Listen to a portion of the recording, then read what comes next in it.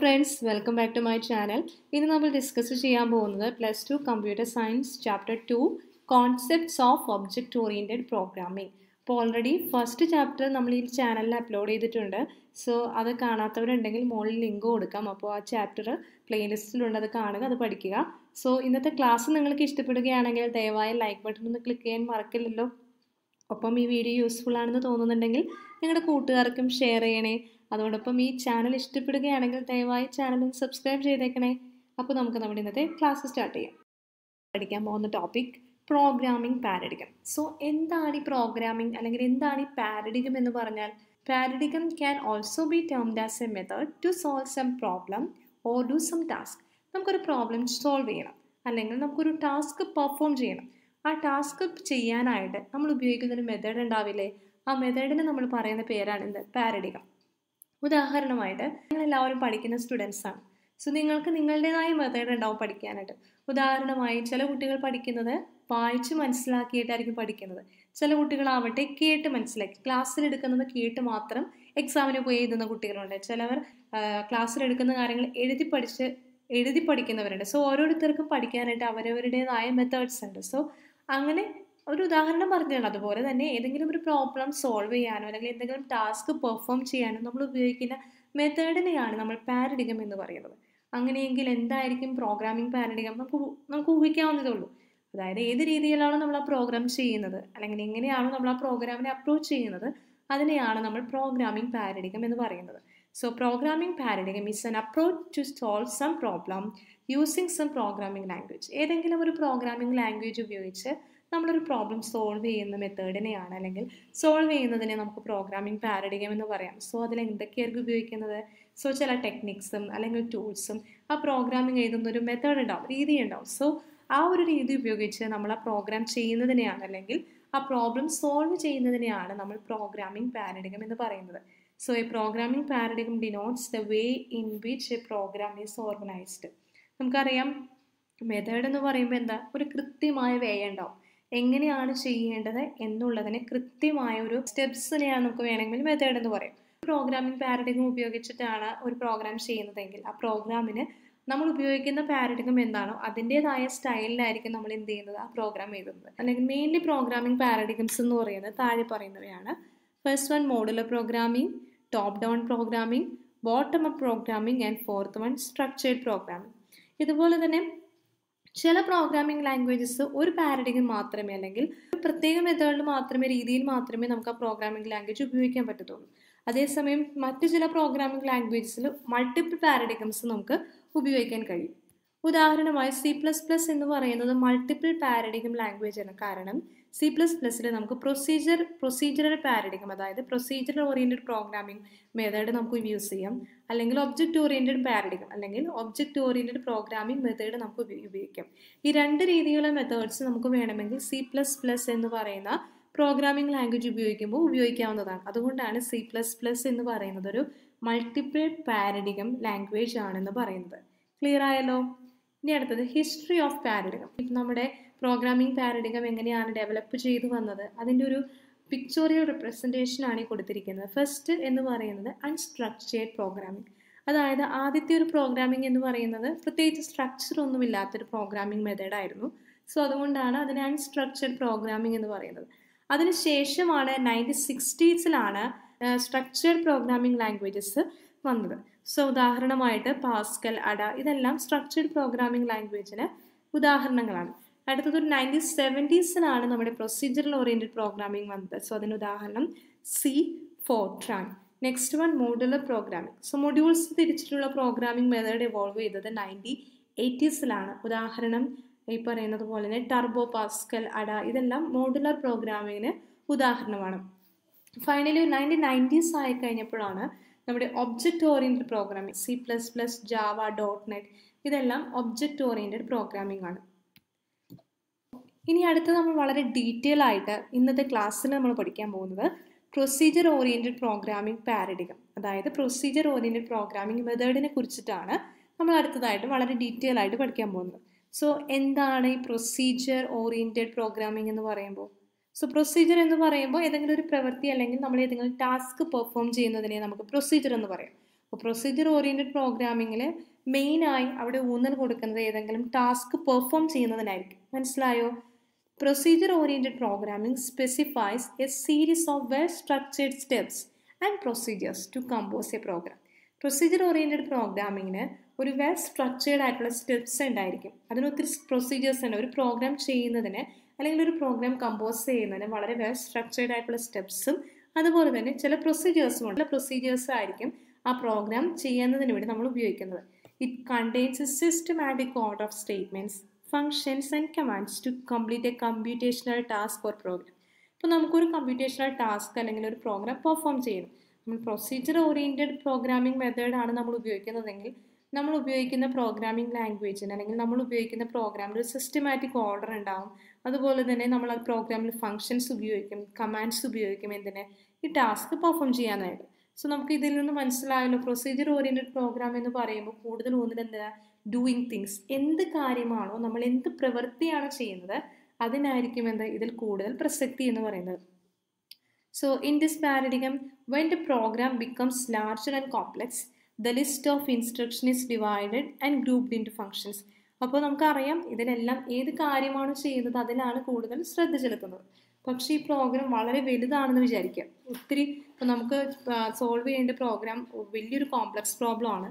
അപ്പോൾ അതിനനുസരിച്ച് എന്ത് ചെയ്യും? പ്രോഗ്രാമിൻ്റെ വലിപ്പം കൂടും. അപ്പോൾ ആ സമയത്ത് നമുക്ക് പ്രോഗ്രാമിൻ്റെ കോംപ്ലക്സിറ്റി കുറയ്ക്കാനായിട്ട് നമുക്ക് എന്ത് ചെയ്യാം? ഈ നമുക്ക് ചെയ്യാവുന്ന ഫങ്ഷൻസിനെ അല്ലെങ്കിൽ നമുക്ക് ചെയ്യാവുന്ന ഇൻസ്ട്രക്ഷൻസിനെ ചെറിയ ചെറിയ ചെറിയ ഗ്രൂപ്പ്സ് ആയിട്ട് ഡിവൈഡ് ചെയ്യും. സോ ഈ ഗ്രൂപ്പ്സിനെയാണ് നമ്മൾ എന്ത് പറയുന്നത്? ഫങ്ഷൻസ്. അപ്പോൾ ഈ ഫങ്ഷനിൽ തന്നെ കോമൺ ടാസ്ക് ഉള്ളതിനെ നമുക്ക് വീണ്ടും എന്ത് ചെയ്യാം? ഗ്രൂപ്പ് ചെയ്തിട്ട് മൊഡ്യൂൾസ് ആക്കാം. ഉദാഹരണമായി ഇപ്പോൾ നേരത്തെ പറഞ്ഞ പോലെ തന്നെ ഒരു കാൽക്കുലേറ്റർ പ്രോഗ്രാമിൻ്റെ എക്സാമ്പിൾ പറയാം. ഇപ്പോൾ കാൽക്കുലേറ്റർ പ്രോഗ്രാമാണ് നമ്മൾ ചെയ്യുന്നതെങ്കിൽ കാൽക്കുലേറ്റർ ഫംഗ്ഷനിൽ എന്തൊക്കെ വരുന്നുണ്ട്? Addition, subtraction, multiplication, division, then modulus operation. ഇതെല്ലാമാണ് ഒരു കാൽക്കുലേറ്ററിൻ്റെ ബേസിക് ഫങ്ഷൻസ് ആയിട്ട് വരുന്നത്. അപ്പോൾ വേണമെങ്കിൽ ഇതെല്ലാം ഒരൊറ്റ സിംഗിൾ സ്റ്റെപ്സ് ഓഫ് പ്രോഗ്രാമായിട്ട് നമുക്ക് എഴുതാം. പക്ഷെ നമുക്കറിയാമല്ലോ പ്രൊസീജിയർ ഓറിയൻറ്റഡ് പ്രോഗ്രാമിംഗ് എന്ന് പറയുമ്പോൾ ഏതൊക്കെ കാര്യങ്ങളാണ് ചെയ്യേണ്ടത് അതിനാണ് ഇവിടെ ശ്രദ്ധ കൂടുതൽ. അപ്പോൾ ഇവിടെ ചെയ്യേണ്ട കാര്യങ്ങൾ എന്തൊക്കെയാണ്? സബ്ട്രാക്ഷൻ ഓപ്പറേഷൻ, അതിനൊരു പ്രത്യേകം ഊന്നൽ കൊടുക്കുന്നുണ്ട്. അതുപോലെ addition operation, then division operation. അപ്പോൾ ഇതെല്ലാം ഓരോ ഫങ്ഷൻസാണ്. മനസ്സിലായോ? അതായത് ഈ വലിയ പ്രോഗ്രാംസിനെ നമ്മൾ എന്ത് ചെയ്യും? വീണ്ടും ചെറിയ ചെറിയ ഫങ്ഷൻസ് ആയിട്ട് ഓരോ ടാസ്കും ഓരോരോ ഫങ്ഷൻസ് ആയിട്ടാണ് ഡിവൈഡ് ചെയ്യുന്നത്. സോ ഈ ഫങ്ഷൻസിൽ തന്നെ വീണ്ടും കോമൺ ആയിട്ടുള്ള കാര്യങ്ങൾ ഷെയർ ചെയ്യുന്ന ഫങ്ഷൻസ് ഉണ്ടെങ്കിൽ നമ്മളതിനെ ഗ്രൂപ്പ് ചെയ്ത് വീണ്ടും എന്താക്കും? മൊഡ്യൂൾസ് ആയിട്ട് ഗ്രൂപ്പ് ചെയ്യും. സോ ഇങ്ങനെയുള്ള രീതിയിൽ നമ്മൾ ആ പ്രോഗ്രാം ചെയ്യുന്നതിനെയാണ് പ്രൊസീജിയർ ഓറിയൻറ്റഡ് പ്രോഗ്രാമിംഗ് പാരഡിഗം എന്ന് പറയുന്നത്. മനസ്സിലായല്ലോ? മനസ്സിലാക്കാനായിട്ട് നമുക്ക് ടെക്സ്റ്റ് ബുക്കിൽ കൊടുത്തിരിക്കുന്ന ഈ പിക്ചോറിയൽ റെപ്രസെൻറ്റേഷൻ നമുക്ക് നോക്കാം. അതായത് ഇവിടെ ഒരു പ്രോഗ്രാം ഇവിടെ കൊടുത്തിട്ടുണ്ട്. സോ ഇതിൽ സ്ട്രക്ചർ സ്റ്റുഡൻറ്റ് എന്ന് പറയുന്ന സ്റ്റുഡൻറ്റ് സ്ട്രക്ചർ ഉണ്ട്. അതോടൊപ്പം മെയിൻ ഫംഗ്ഷൻ്റെ അകത്ത് നമ്മൾ കുറച്ച് വേരിയബിൾസ് ഡിക്ലെയർ ചെയ്തു. അതിനുശേഷം 3 ഫംഗ്ഷൻസ് ആണ് ഇവിടെ ഡിഫൈൻ ചെയ്തിരിക്കുന്നത്. Function 1, function 2, function 3. ഇതിൽ ആദ്യത്തെ ഫംഗ്ഷൻ എന്ന് പറയുന്നതാണ് ഫംഗ്ഷൻ 1. ഈ ഫംഗ്ഷൻ 1ൻ്റെ അകത്ത് മറ്റൊരു ഫംഗ്ഷൻ കൂടി നമ്മളിവിടെ ഡിക്ലെയർ ചെയ്തിട്ടുണ്ട്, ഫംഗ്ഷൻ 4. അപ്പോൾ ഈ ഫംഗ്ഷൻ 1നും ഫംഗ്ഷൻ 4നും നമുക്കൊരു മൊഡ്യൂളായിട്ട് കൺസിഡർ ചെയ്യാം. അതുപോലെ തന്നെ കണ്ടീഷൻ ചെക്ക് ചെയ്ത് വരുന്ന 2 ഫംഗ്ഷൻസ് ആണുള്ളത്. ഈ കണ്ടീഷൻ ചെക്ക് ചെയ്ത് വരുന്ന ഫംഗ്ഷൻ 2, അതുപോലെ തന്നെ ഡു വൈൽ കണ്ടീഷൻ, ആ കണ്ടീഷൻ ട്രൂ ആണെങ്കിൽ ഫംഗ്ഷൻ 3 പെർഫോം ചെയ്യും. അപ്പോൾ ഈ കണ്ടീഷൻ ചെക്ക് ചെയ്ത് വരുന്ന 2 ഫംഗ്ഷൻസിനെയും ഫംഗ്ഷൻ 2 അതുപോലെ തന്നെ ഫംഗ്ഷൻ 3യെ മൊഡ്യൂൾ 2 ആയിട്ടാണ് നമ്മൾ ഗ്രൂപ്പ് ചെയ്തിരിക്കുന്നത്. അതുപോലെ തന്നെ ഫംഗ്ഷൻ 2ൻ്റെ അകത്തുള്ള ഫംഗ്ഷൻ 5ഉം മൊഡ്യൂൾ 2ൽ വരുന്ന ഫംഗ്ഷനാണ്. ക്ലിയർ ആയല്ലോ? അതായത് ഇപ്പോൾ ഉദാഹരണമായിട്ട് നമുക്ക് 1000 ലൈൻസ് കോഡ് വരുന്ന ഒരു പ്രോഗ്രാം ഉണ്ടെങ്കിൽ ആ പ്രോഗ്രാം വളരെ പെട്ടെന്ന് ആ പ്രോഗ്രാമിലെ സ്ട്രക്ചർ നമുക്ക് മനസ്സിലാക്കാം. എങ്ങനെയാണ്? ആ ഫംഗ്ഷൻസ് നോക്കി നമുക്ക് മനസ്സിലാക്കാം. കാരണം ഓരോ ഫംഗ്ഷൻസും അവിടെ ഒരു സ്പെസിഫിക് ടാസ്ക് പെർഫോം ചെയ്യുന്നതിന് വേണ്ടിയിട്ടായിരിക്കും ആ ഓരോ ഫംഗ്ഷൻസ് നമ്മൾ ഉപയോഗിക്കുന്നത്. ഉദാഹരണമായിട്ട് ഇപ്പോൾ ഞാൻ നേരത്തെ പറഞ്ഞ കാൽക്കുലേറ്ററിൻ്റെ എക്സാമ്പിൾ തന്നെ നമുക്കറിയാവുന്നതുപോലെ ഓരോ ഫംഗ്ഷൻസ്, അതായത് സബ്ട്രാക്ഷന് വേണ്ടി ഒരു ഫംഗ്ഷൻ, അഡീഷന് വേണ്ടി ഒരു ഫംഗ്ഷൻ, ഡിവിഷന് വേണ്ടി ഒരു ഫംഗ്ഷൻ. സോ തന്നെ സിമിലർ ഫംഗ്ഷൻസ് അല്ലെങ്കിൽ സിമിലർ ബിഹേവിയർ ഉള്ള ഒരേ സ്വഭാവം കാണിക്കുന്ന ഫംഗ്ഷൻസിനെ നമുക്ക് എന്ത് ചെയ്യാം? വീണ്ടും മൊഡ്യൂളായിട്ട് എന്ത് ചെയ്യാം? ഗ്രൂപ്പ് ചെയ്യാം. മൊഡ്യൂൾസിനെ സബ് ഡിവൈഡ് ചെയ്തിട്ടാണ് ഫംഗ്ഷൻസ് വരുന്നത്. മറ്റൊരു ഡെയിലി ലൈഫിൽ ഒരു എക്സാമ്പിൾ പറഞ്ഞു കഴിഞ്ഞാൽ ഇപ്പോൾ നമുക്കറിയാം ഇലക്ട്രിസിറ്റി, നമ്മൾ ഡിഫറെൻറ്റ് ഡിവൈസസിലേക്ക് ഇലക്ട്രിസിറ്റി പ്ലഗ് ചെയ്യാറുണ്ട്. ഉദാഹരണമായിട്ട് ചിലപ്പോൾ നിങ്ങളുടെ വീട്ടിലെ കെറ്റിലാവാം, അല്ലെങ്കിൽ മൈക്രോവേവ് ഓവൻ ആവാം. സോ ഇങ്ങനെയുള്ള ഡിഫറെൻറ്റ് ഇലക്ട്രോണിക് ഡിവൈസസ് ഒരു പ്ലഗിലേക്ക്, നിങ്ങൾ ഡിഫറെൻറ്റ് പ്ലഗിലേക്ക് കണക്ട് ചെയ്യുന്നുണ്ട്. സോ ഇതിലേക്ക് വരുന്ന ഇൻപുട്ട് എല്ലാം സെയിം ആണ്, സെയിം ഇലക്ട്രിസിറ്റി ആണ് വരുന്നത്. പക്ഷേ ഇത് ഓരോന്നും പെർഫോം ചെയ്യുന്ന ടാസ്ക് ഡിഫറെൻ്റ് ആണ്. സോ മൈക്രോവേവ് ഓവൻ്റെ ഫംഗ്ഷൻ അല്ല എന്ത് ചെയ്യുന്നത്, നമ്മുടെ ഇലക്ട്രിക് കെറ്റിൽ ചെയ്യുന്നത്. പക്ഷേ ഓരോ ഫങ്ഷൻസിനും അല്ലെങ്കിൽ ഓരോ ഇലക്ട്രിക് ഡിവൈസസിനും അതിൻ്റെതായ ഫങ്ഷൻസ് ഉണ്ട്. ഇങ്ങനെ ഫങ്ഷൻസ് ചെയ്യുന്നത് കൊണ്ടുള്ള ഗുണം എന്താണ്? കാരണം ഞാൻ പറഞ്ഞു, ഇപ്പോൾ ഈ ഒരു എക്സാമ്പിളായിട്ട് കൺസിഡർ ചെയ്താൽ പ്ലഗ് എടുത്തു കഴിഞ്ഞാൽ ഒരു പക്ഷേ ആ ഡിവൈസസ് വർക്ക് ചെയ്യാതിരിക്കാം. നമുക്ക് ഏത് ആവശ്യമാണോ, ഏത് ഫംഗ്ഷനാണോ ആവശ്യമുള്ളത് ആ ഫംഗ്ഷൻ വേണമെങ്കിൽ വർക്ക് ചെയ്യും. ഉദാഹരണമായിട്ട് ഈ പ്രോഗ്രാം തന്നെ റീബിൽഡ് ചെയ്യുന്ന സമയത്ത് ഇപ്പോൾ നിങ്ങൾക്ക് സ്പെസിഫിക് ഫംഗ്ഷൻ മാത്രം എടുത്ത് നമുക്ക് വേണമെങ്കിൽ വീണ്ടും റീറൈറ്റ് ചെയ്യാവുന്നതാണ്. അങ്ങനെ ഒത്തിരി ഉപയോഗങ്ങളുണ്ട് ഇങ്ങനെ ഫങ്ഷൻസ് ആയിട്ട് എഴുതുന്നത് കൊണ്ട്. അത് വീണ്ടും അടുത്ത ചാപ്റ്ററിൽ നമ്മൾ പഠിക്കുന്നതാണ്. അപ്പോൾ ജസ്റ്റ് ഇപ്പോൾ ഇതിൻ്റെ ഓവറോൾ ഒരു ഐഡിയ മനസ്സിലാക്കി വയ്ക്കുക. നെക്സ്റ്റ് വൺ, ഈ ലാംഗ്വേജിന്, ഈ പ്രോഗ്രാമിംഗ് ലാംഗ്വേജിനെ, പ്രൊസീജിയർ ഓറിയൻറ്റഡ് പ്രോഗ്രാമിംഗ് ലാംഗ്വേജിന് നമ്മൾ ടോപ്പ് ഡൗൺ ലാംഗ്വേജസ് എന്നാണ് പറയുന്നത്. The main reasons for increasing complexity with procedure language. Procedure language വെച്ച് നമ്മൾ പ്രോഗ്രാംസ് ചെയ്യുമ്പോൾ കോംപ്ലക്സിറ്റി കൂടാൻ ചാൻസ് ഉണ്ട്. കാരണം എന്താണ്? സോ ഫസ്റ്റത്തെ ഒരു കാരണം എന്ന് പറയുന്നത് data is under value. Data എന്ന് പറയുന്നത് ഇവിടെ ഡാറ്റയ്ക്ക് ഒരു പ്രത്യേക ഒരു സ്ഥാനമില്ല, അല്ലെങ്കിൽ ഡാറ്റയ്ക്ക് ഒരു സ്പെസിഫിക് ഇമ്പോർട്ടൻസ് നമ്മൾ കൊടുക്കുന്നില്ല. നമ്മൾ ഓരോന്നും വീണ്ടും ഡിസ്കസ് ചെയ്യുന്നതാണ്. Second point, adding new data element may require modifications to all or many functions. Next point, creating new data type is difficult. ഒരു പുതിയ ഡാറ്റ ടൈപ്പ് ക്രിയേറ്റ് ചെയ്യുക എന്ന് പറയുന്നത് ഒരു ഡിഫിക്കൽട്ട് ആയിട്ടുള്ള ടാസ്ക് ആണ്. Fourth point, it provides poor real world modelling. അതായത് real life problems solve ചെയ്യുക എന്ന് പറയുന്നത് പ്രൊസീജിയർ ഓറിയൻറ്റഡ് പ്രോഗ്രാം ഉപയോഗിച്ച്, പ്രോഗ്രാമിംഗ് മെത്തേഡ് ഉപയോഗിച്ച് റിയൽ ലൈഫ് പ്രോബ്ലംസ് സോൾവ് ചെയ്യുക എന്ന് പറയുന്നത് അത്ര ഈസി അല്ല. ഇപ്പോൾ ഞാൻ പറഞ്ഞു ഡാറ്റ ഈസ് അണ്ടർ വാല്യൂഡ്. അതിൻ്റെ ഒരു ഉദാഹരണം എന്ന് പറഞ്ഞാൽ in procedure language emphasis on doing things. അതായത് എന്ത് കാര്യമാണ് നമ്മളവിടെ ചെയ്യുന്നത്, നമ്മൾ ചെയ്യുന്ന ടാസ്കിനാണ് അവിടെ കൂടുതൽ പ്രാധാന്യം. ആ ടാസ്ക് ചെയ്യാനായിട്ട് നമ്മൾ കൊടുക്കുന്ന ഡാറ്റയ്ക്ക് അവിടെ ഒരു പ്രാധാന്യം കൊടുക്കുന്നില്ല. അത് ഇതിൻ്റെ ഒരു ഡ്രോബാക്ക് ആണ്. ഉദാഹരണമായിട്ട് സ്കൂളിന് വേണ്ടി ഒരു സോഫ്റ്റ്വെയർ ഡെവലപ്പ് ചെയ്തു എന്ന് വിചാരിക്കുക. സോ സ്കൂളിന് വേണ്ടിയുള്ള സോഫ്റ്റ്വെയറിൽ വരുന്നത് എന്തായിരിക്കും? സ്കൂളിലെ ആക്ടിവിറ്റീസ് ആയിരിക്കും. അതായത് ഒരു സ്റ്റുഡൻറ്റിൻ്റെ അഡ്മിഷൻ എടുത്തു കഴിഞ്ഞാൽ ആ സ്റ്റുഡൻറ്റിൻ്റെ അഡ്മിഷന് അനുബന്ധിച്ചുള്ള ഡീറ്റെയിൽസ്, അല്ലെങ്കിൽ ഏതെങ്കിലും സ്റ്റുഡൻറ്റ് TC വാങ്ങിച്ച് പോയി കഴിഞ്ഞാൽ ആ സ്റ്റുഡൻറ്റിനെ റിമൂവ് ചെയ്യലും, അതുപോലെ തന്നെ സ്റ്റുഡൻറ്റുമായിട്ട് ബന്ധപ്പെട്ട് അല്ലെങ്കിൽ സ്റ്റുഡൻറ്റ് ഫീസിൻ്റെ കാര്യങ്ങൾ ചെയ്യുന്നതിനുള്ള ആക്ടിവിറ്റീസ്, ഫീസുമായി ബന്ധപ്പെട്ട കാര്യങ്ങൾ. സോ ഇങ്ങനെയുള്ള ബേസിക് ആയിട്ടുള്ള കാര്യങ്ങളാണ് നിങ്ങളുടെ സ്കൂളിൽ നിന്ന് വരുന്ന സോഫ്റ്റ്വെയറിൽ വരുന്നത്. പക്ഷെ നമുക്കറിയാം ഈ സോഫ്റ്റ്വെയറിലേക്ക് നമ്മൾ ഇൻപുട്ട് കൊടുക്കണം. ഇൻപുട്ട് കൊടുക്കുന്നത് എന്തായിരിക്കും? ഡാറ്റ. ഏത് ഡാറ്റ ആയിരിക്കും നമ്മൾ കൊടുക്കുന്നത്? സ്വാഭാവികമായിട്ടും സ്കൂൾ സോഫ്റ്റ്വെയറിലേക്ക് നമ്മൾ കൊടുക്കുന്ന ഡാറ്റ എന്ന് പറയുന്നത് സ്കൂളിലെ സ്റ്റുഡൻസിൻ്റെ ഡീറ്റെയിൽസ് ആയിരിക്കും. സോ നമുക്കറിയാം ഈ ഡീറ്റെയിൽസ് നമുക്കറിയാം ഒത്തിരി സ്റ്റുഡൻസിൻ്റെ ഡീറ്റെയിൽസ് നമുക്ക് സേവ് ചെയ്യണം. അപ്പോൾ നമ്മൾ കഴിഞ്ഞ ചാപ്റ്ററിൽ പഠിച്ചു ഇങ്ങനെ ഒരുപാട് ഡീറ്റെയിൽസ്, പല തരത്തിലുള്ള ഡീറ്റെയിൽസ് നമുക്ക് സേവ് ചെയ്യുന്ന സമയത്ത് നമ്മൾ അറേ ഓഫ് സ്ട്രക്ചേഴ്സ് ഉപയോഗിക്കാറുണ്ട്. അതായത് അറേ ഓഫ് സ്ട്രക്ചേഴ്സ്, സ്റ്റുഡൻസിൻ്റെ ഡീറ്റെയിൽസ് എല്ലാം നമ്മൾ സേവ് ചെയ്യുന്നത് അറേ ഓഫ് സ്ട്രക്ചേഴ്സ് ഉപയോഗിച്ചിട്ടായിരിക്കും. മാത്രമല്ല ഇത് ഗ്ലോബലി നമ്മൾ ഡിക്ലെയർ ചെയ്യും. ഗ്ലോബലി ഡിക്ലെയർ ചെയ്യുന്നതിൻ്റെ ആവശ്യം എന്താ? ഈ ഗ്ലോബൽ ഡാറ്റ ആണെങ്കിൽ മാത്രമേ ഈ എല്ലാ ഫങ്ഷൻസിനും അത് ആക്സസ് ചെയ്യാൻ പറ്റൂ.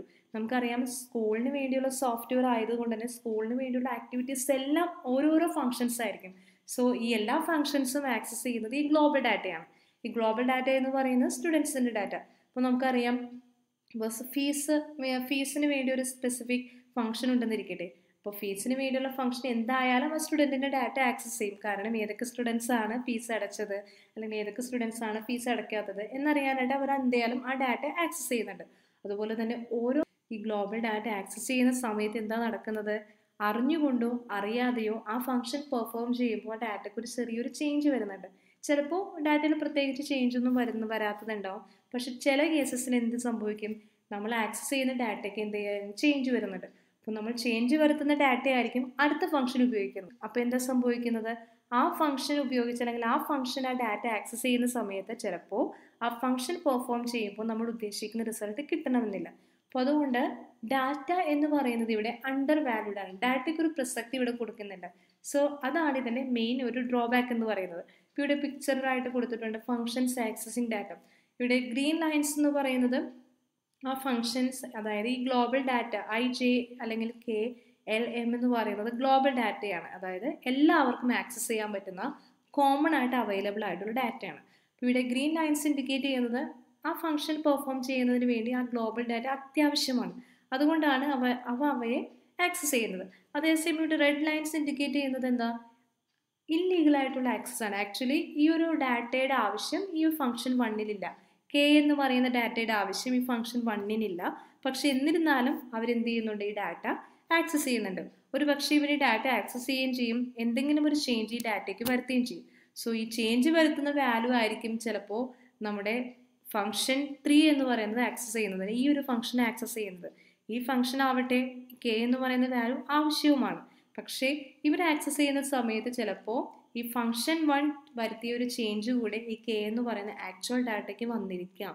സോ ആ സമയത്ത് എന്താ സംഭവിക്കുന്നത്, ഈ ഫംഗ്ഷൻ 3യുടെ റിസൾട്ട് ചിലപ്പോൾ നമ്മൾ ഉദ്ദേശിക്കുന്ന റിസൾട്ട് ആവണമെന്നില്ല. സോ ഇതാണ് ഡാറ്റ ഈസ് അണ്ടർ വാല്യൂഡ് എന്ന് പറയുന്നത്. ഒരു സിമ്പിൾ എക്സാമ്പിൾ പറഞ്ഞു കഴിഞ്ഞാൽ, ഇപ്പോൾ നിങ്ങൾക്ക് നാളെ അസൈൻമെൻറ്റ് സബ്മിറ്റ് ചെയ്യാവുന്ന ഒരു ദിവസമാണ്. നിങ്ങൾ അസൈൻമെൻ്റ് എല്ലാം കംപ്ലീറ്റ് ചെയ്തു ശേഷം വളരെ അലക്ഷ്യമായി നിങ്ങൾ ആ അസൈൻമെൻറ്റ് നിങ്ങളുടെ ടേബിളിൽ വെച്ച് വന്നിരിക്കട്ടെ. ചിലപ്പോൾ മറ്റാരെങ്കിലും അത് അറിയാതെ അത് ഉപയോഗിക്കാനുള്ള ചാൻസ് ഉണ്ട്. നിങ്ങളുടെ അസൈൻമെൻ്റ് ആണെന്ന് അറിയാതെ വേറൊരാൾ അത് കീറിക്കളഞ്ഞാലോ, ഒരു ചെറിയ അഴുക്കോ അല്ലെങ്കിൽ ചായ വീണാലോ. അപ്പം അങ്ങനെ വരുമ്പോൾ എന്താ സംഭവിക്കുന്നത്, നിങ്ങൾ വളരെ ക്ലിയറായി എഴുതി വെച്ച് അല്ലെങ്കിൽ നിങ്ങൾ വളരെ കൃത്യമായി നാളെ നിങ്ങൾക്ക് സബ്മിറ്റ് ചെയ്യേണ്ട അസൈൻമെൻ്റ് ആണ്. പക്ഷേ ആ അസൈൻമെൻറ്റ് നിങ്ങൾ അപ്പോൾ അതൊരു സിമ്പിൾ എക്സാമ്പിൾ ആണ്. ഇതുപോലെ തന്നെയാണ് നമ്മുടെ പ്രൊസീജിയറൽ ഓറിയൻറ്റഡ് പ്രോഗ്രാമിങ്ങിൽ വരുന്ന ഡാറ്റ എന്ന് പറയുന്നത്. സോ ഇവിടെ ഡാറ്റ എന്ന് പറയുന്നത് ഗ്ലോബലി അവൈലബിൾ ആണ്, എക്സ്പോസ്ഡ് ആണ്, അതായത് മറ്റെല്ലാവർക്കും ഉപയോഗിക്കാൻ പറ്റുന്ന രീതിയിലാണ് ഡാറ്റ വരുന്നത്. അതുകൊണ്ട് തന്നെ ഈ ഡാറ്റയിൽ വരുന്ന ചേഞ്ചസ് ഈ ഫംഗ്ഷനെ ബാധിക്കും, നമുക്ക് കിട്ടുന്ന റിസൾട്ടിനെ ബാധിക്കും. അതാണ് ഇവിടെ ഫസ്റ്റ് പോയിന്റ് എന്ന് പറയുന്നത്. Next point, adding new data element may require modifications to all or many functions. അതായത് ഇപ്പോൾ നിങ്ങളൊരു ഡാറ്റ എലമെന്റ് ആഡ് ചെയ്തു എന്ന് വിചാരിക്കട്ടെ. നിങ്ങൾ ആ ഡാറ്റ എലമെന്റ് ആഡ് ചെയ്യുന്നതനുസരിച്ച് തന്നെ ആ ഫംഗ്ഷൻ, ആ ഡാറ്റ എലമെന്റ് ഉപയോഗിക്കുന്ന എല്ലാ ഫംഗ്ഷൻസിനും എന്ത് ചെയ്യണം, മോഡിഫിക്കേഷൻസ് വരുത്താനുള്ള അവസ്ഥ ഉണ്ടാവുന്നുണ്ട്. മനസ്സിലായോ? ഉദാഹരണമായിട്ട് ഇപ്പോൾ നേരത്തെ പറഞ്ഞ സ്റ്റുഡൻറ്റ് എക്സാമ്പിൾ തന്നെ ഡാറ്റ എടുക്കുക. സോ സ്റ്റുഡൻറ്റ് എക്സാമ്പിളിൽ നിങ്ങൾ ആ സ്റ്റുഡൻറ്റ് സ്ട്രക്ചർ ക്രിയേറ്റ് ചെയ്തു. സ്റ്റുഡൻറ്റ് സ്ട്രക്ചറിൽ ഏജ് എന്ന് പറയുന്ന ഒരു ന്യൂ ഡാറ്റ ഐറ്റം നിങ്ങളിവിടെ ആഡ് ചെയ്തു എന്ന് വിചാരിക്കുക. അപ്പോൾ എന്താ സംഭവിക്കുന്നത്, ആ സ്റ്റുഡൻറ്റ് സ്ട്രക്ചർ ഉപയോഗിക്കുന്ന എല്ലാ ഫങ്ഷൻസിലേക്കും ഏതൊക്കെ ഫംഗ്ഷൻ ആണോ ആ ഓൾറെഡി ആ സ്ട്രക്ചർ ഉപയോഗിക്കുന്നത് അല്ലെങ്കിൽ ആ ഒരു ഡാറ്റ ഉപയോഗിക്കുന്നത്, ആ ഫംഗ്ഷനെല്ലാം നമ്മൾ തപ്പിപ്പിടിച്ച് അല്ലെങ്കിൽ ആ ഫംഗ്ഷനെല്ലാം നമ്മൾ കണ്ടെത്തി അവിടെ എല്ലാം എന്ത് ചെയ്യണം, ഈ ചേഞ്ച് വരുത്തണം. കാരണം നമ്മൾ ഓൾറെഡി ഒരു ഡാറ്റ കൂടി നമ്മൾ ആഡ് ചെയ്തു. സോ അതിനനുസരിച്ച് ആ ഡാറ്റ ആക്സസ് ചെയ്യുന്ന എല്ലാ ഫംഗ്ഷൻസിനും നമ്മൾ മോഡിഫിക്കേഷനോ അല്ലെങ്കിൽ ചേഞ്ചോ വരുത്തേണ്ടി വരും. സോ ഇതാണ് ഇതിൻ്റെ ഒരു മെയിൻ ഡ്രോബാക്ക് എന്ന് പറയുന്നത്. Since many functions access global data, the arrangement of data cannot be changed without modifying all functions that access it. Clear ആയോ?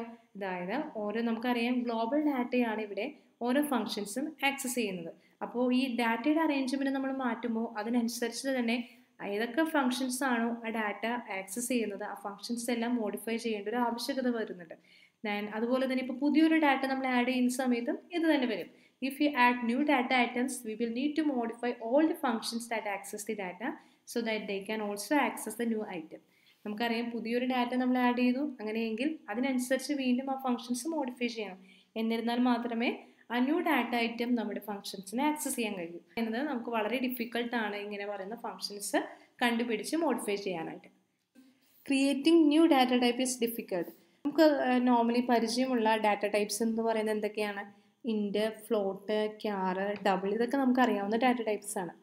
ഇതല്ലാതെ ചില പ്രോഗ്രാമിംഗ് ലാംഗ്വേജസിൽ നമുക്ക് ഇഷ്ടമുള്ള അല്ലെങ്കിൽ യൂസർ ഡിഫൈൻഡ് ആയിട്ടുള്ള ഡാറ്റ ടൈപ്സ് ഉപയോഗിക്കാം.